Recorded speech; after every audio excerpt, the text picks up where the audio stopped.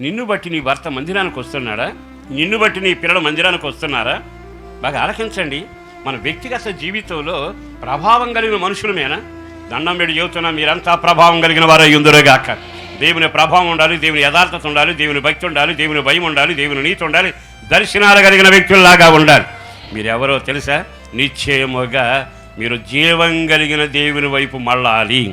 జీవం కలిగిన దేవుని వైపు మళ్ళించే వ్యక్తులలాగా మీరు మారాలి.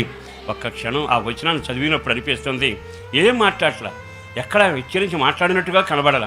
కానీ యోసేపు రాజు గనక రాణిగా ఊరేగల, కానీ ఎంతసేపు దేవుని భయం ఉంది, లోకానుసారం నడకంది. ఇది జీవం లేని నడక. ఇప్పుడు యేసుతో నడిస్తే జీవం కలిగిన నడక.